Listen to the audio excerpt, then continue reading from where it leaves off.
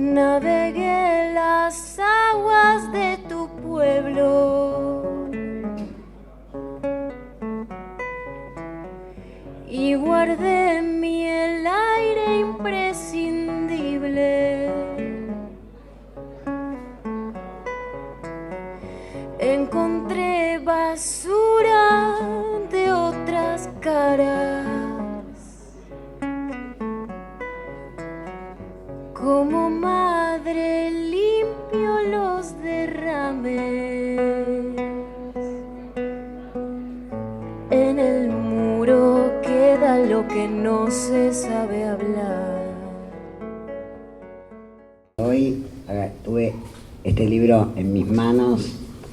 Me acordé de una anécdota con Julio e Irma Morresi. Muchos de los que están acá sabrán quiénes son. Fueron padre y madre de Plaza de Mayo, los Morresi, muy habitués del parque. ¿Y por qué me acordé sobre todo de una charla que tuve con Julio, acá en el monumento? Julio e Irma recuperaron los restos de su hijo. Y un día yo le dije a Julio, caminando por el monumento, le digo, bueno, Julio, ahora ustedes tienen una tumba, hay una tumba en un cementerio. Y me miró y me dijo, ¿sabes qué, Nora? A mí no me sirve eso. Mi hijo en el cementerio está solo. Mi hijo está acá con sus compañeros y con sus amigos y está acompañado. Eso me quedó grabado así como algo muy fuerte. Y hoy cuando tuve el libro en la mano me acordé de eso, porque el libro tiene que ver con eso, tiene que ver con cómo el parque día a día trata de acompañar, cómo nos tratamos de acompañar, cómo nos tratamos de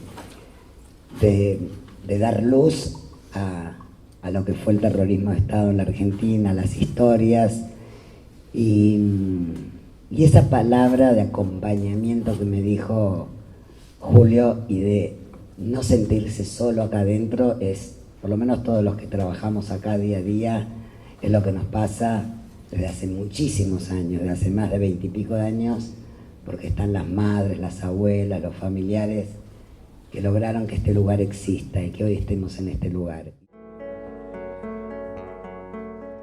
Un libro, una cosa que se puede sostener o leer, que tiene de alguna manera una materialidad diferente, ¿no? Unas imágenes con historia que además están con un documento, con un testimonio, con unas historias que no solamente son imágenes, sino que justamente reflejan este contenido muchísimo más profundo que se quiso dar con este libro. Y me emocionó porque dije, bueno, sí, es como un producto final logrado, bien logrado, y ahora el desafío de divulgar estas imágenes, divulgar sobre todo estas historias. A veces estas imágenes o los testimonios quedan en lo privado, en lo familiar o en la anécdota, y dar a conocer estas historias nos pone un poco en la responsabilidad de seguir transmitiendo qué fue, qué es y qué es lo que pasa con cada una de estas historias. Nuestro primer acervo fotográfico que tuvimos es el fondo documental que realizó Santiago Meliboski, un padre de Plaza de Mayo. Muchas de las fotografías que él fue recopilando durante muchísimos años son las que hoy vemos impresas en la bandera que recorre la Avenida de Mayo cada 24 de marzo.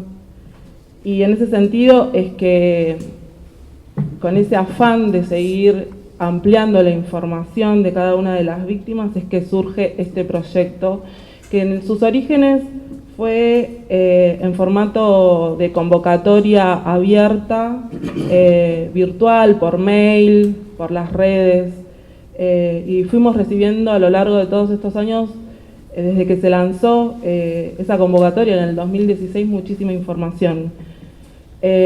Y bueno, nos llevamos una sorpresa muy grande durante la pandemia, porque la cantidad de fotografías que nos enviaron fue muchísima. Y a esa convocatoria le pedíamos a los amigos, familiares, ex compañeras y compañeros de las instituciones que han compartido con los desaparecidos, que acompañen a la fotografía con un breve texto que podía hablar de la fotografía, pero también podía hablar de un sentir o de un momento. Y bueno, parte de ese libro que tenemos, que pudimos publicar, tiene que ver con esas dos cosas, ¿no? Con las imágenes, complementada con la información que hay en la base de datos y con el aporte que nos han dado los familiares. Es bastante conocida y se ha citado varias veces la declaración de Julio Pantoja, el fotógrafo tucumano, diciendo que con nadie conversa tan apasionadamente de fotografía como con los hijos e hijas de desaparecidos, ¿no? Hay algo de que muchos de ellos conocieron a sus padres y madres a través de la fotografía. Quizás no habían nacido o eran muy pequeños en el momento del secuestro y se siguen vinculando cotidianamente con ellos a lo largo de los años a través de esas pocas fotografías que pueden estar raídas, gastadas, desgastadas, pero que siempre tienen una luz muy intensa, ¿no? O sea, son fotos que hablan no tanto del después de la desaparición, como el segundo bloque, ni de ese estado desaparecedor, identificador, sino las fotos que hablan de vínculos entrañables con afectos que sostuvieron esas vidas previas al secuestro y que hablan también de la incesante búsqueda, ¿no? De esos afectos que sostienen la búsqueda después del secuestro.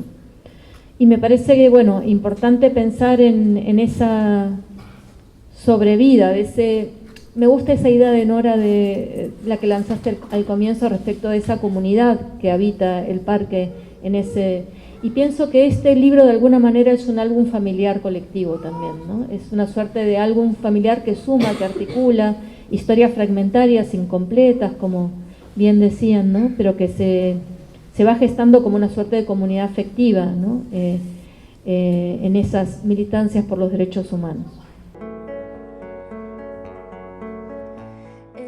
Creo que en las fotos de esta sección se cuela también otra celebración, acaso más modesta y honda, el gesto de familiares de desaparecidos y desaparecidas que han acercado sus queridas imágenes a la base de datos del monumento del Parque de la Memoria. Amuletos, reliquias, tesoros traídos con cuidados en sobres, mochilas, carteras, puestos generosamente a disposición para ser compartidos. ¿Cómo vuelven estas fotos a nosotros? ¿Cómo las vemos? ¿Qué nos solicitan? Además de confirmar que hubo una vida previa a la desaparición, breves vidas que fueron vividas, estas fotos de celebraciones apuntan al despliegue del terror que sobrevendría más tarde. Son capturas instantáneas del bullicio de la sangre, antes de derramarse. Creo que poder asomarnos a estas fiestas, que aunque compartidas son profundamente íntimas, nos obliga a pensar en los horizontes por venir, en la advertencia latente de su visualidad. Familia es un concepto que interpela, por ausencia o por presencia, por exceso o por escasez, por funcional o por disfuncional, ahí está siempre a mano para hacer un buen embrollo sobre el presente de los sujetos y sobre la vida social y política de un territorio. Las formas de la aceptación y las del rechazo se diseñarán en ese primer encuentro con lesotres y desde ahí se formarán las bases para lo que vendrá. Me guste o no, la familia tiene un poder sobre el futuro que es como una pócima embrujada que podría haber circulado en cualquier cuento de los sádicos hermanos Grimm.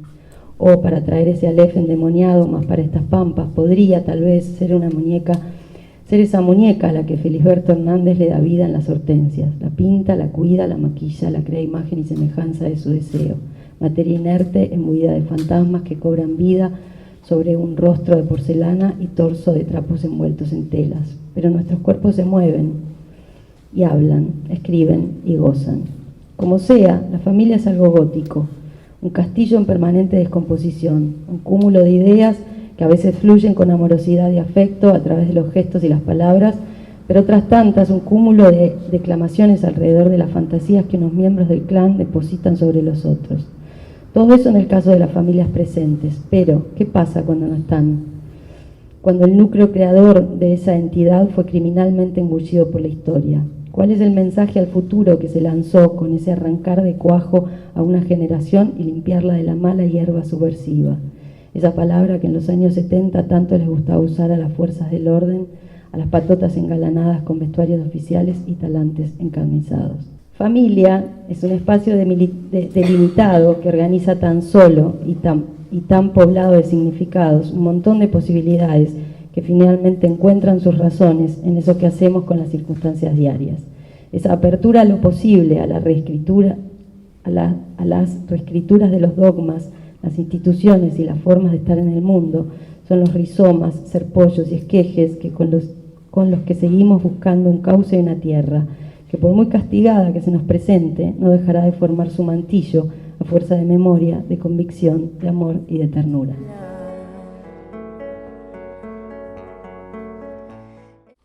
En el cruce del trauma y la incertidumbre privadas, íntimas, y la dimensión pública de la política y de la militancia por los derechos humanos, las imágenes y en particular los retratos ocupan un lugar muy peculiar en la historia reciente de la Argentina.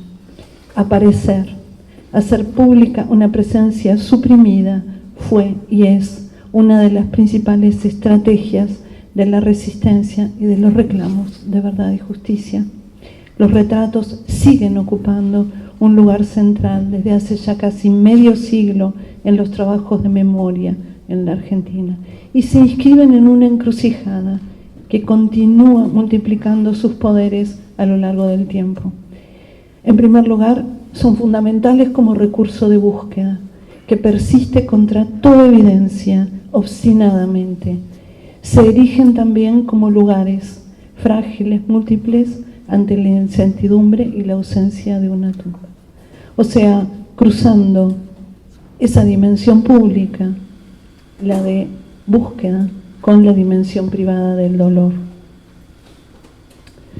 Pero esa tensión entre la intimidad de los afectos, la persistencia de la búsqueda y el reclamo de justicia se encuentran sobre todo en la poderosa presencia de los retratos en las calles, en las marchas, en los muros, señalando lugares de memoria y, por ejemplo, en los recordatorios que todo el tiempo publica desde su fundación el diario Página 12.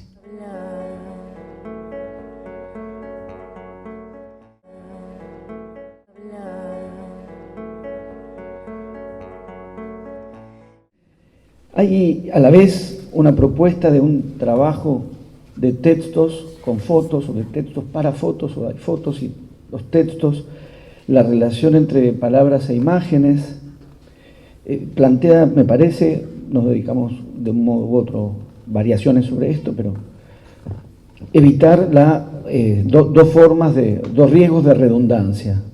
La redundancia que supondría que las palabras no sean otra cosa que un epígrafe para las imágenes, la redundancia que reduciría a las imágenes a ser apenas una ilustración para las fotos. Ni el texto es el epígrafe, ni las imágenes ilustran, ni las fotografías ilustran a las palabras, sino que nos movemos, o tratamos de movernos en esa discordancia que finalmente es la de Magritte. Esto no es una pipa, la discordancia entre imagen, cosa y entre palabra e imagen, en ese entre, lo que va quedando entre las fotos y los textos, con el suplemento, como decíamos, de esa otra escritura que las fotos iban a tener y tienen, que son las intervenciones de Marcelo Brodsky, que son también escrituras ahora en las fotos mismas, no solo cuando hay texto incorporado, sino que, digamos, toda huella adosada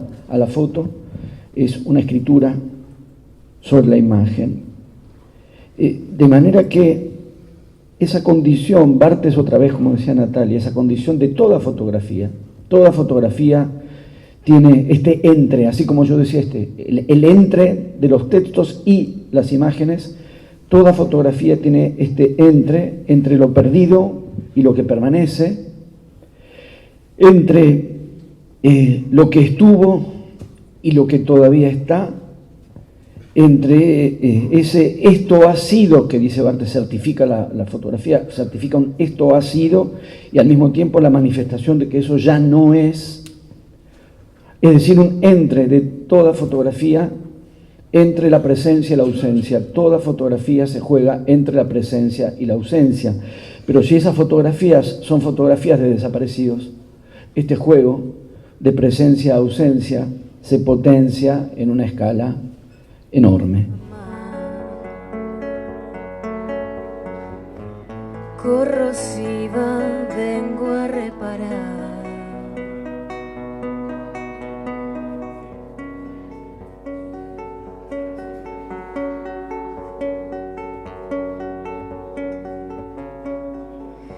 Exploré las cumbres de tu mente. Aprendí la historia de tus casas. Observé el relieve de tu llanto. Mi refugio fue la tolerancia. En el muro queda lo que no se sabe hablar.